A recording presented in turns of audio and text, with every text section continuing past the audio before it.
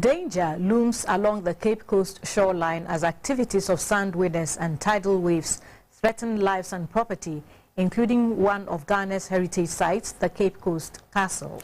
With the setting in of the rains, residents fear any rise in sea levels could lead to further destruction. They are therefore appealing for the construction of a sea defense wall to prevent the erosion of their history. For the people of Cape Coast, the sea is their main source of livelihood. They are fisherfolk.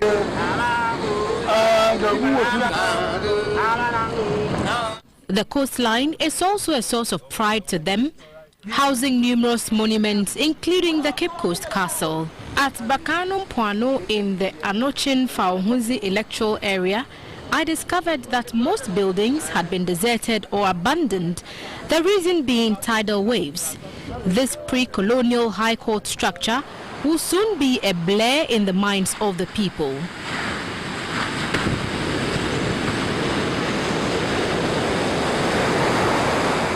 The Jacob Wilson Say Basic School had its roof ripped off and the building left with cracks due to the ravages of the sea. Authorities closed down the facility for fear of collapse. Man is his own enemy, the saying goes. Some people within the community have resorted to winning sand along the shore, compounding the already fragile situation. The sale of blocks is brisk here and is one of the lucrative businesses. After winning, the blocks are molded right at the shore and sold, ignoring the dangers it poses to the community. I really want to. Sand winning has destroyed all the walls in the school. In the 1840s, a law was promulgated against sand winning. It enjoins the police, assembly and chiefs to stop sand winning, but it is not working. Government should also continue the sea defense wall started at Elmina to prevent sea erosion. Why you have to Elmina?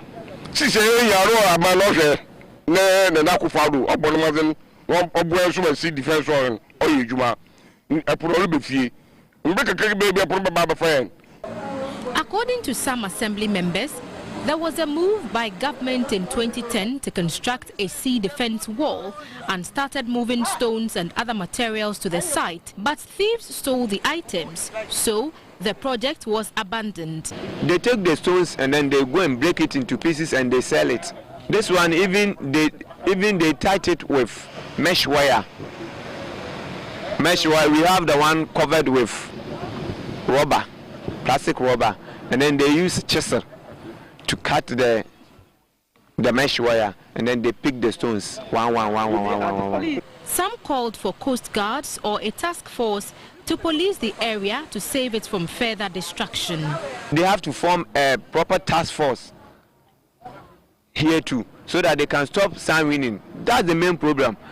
When the sand is there, the sea cannot come.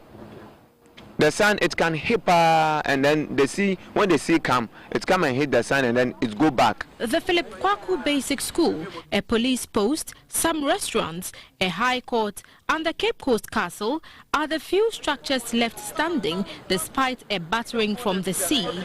Residents say if nothing is done immediately to stop further deterioration of this part of the central region, all these structures will be lost to the ravages of the sea, and this will leave a yawning gap in our history.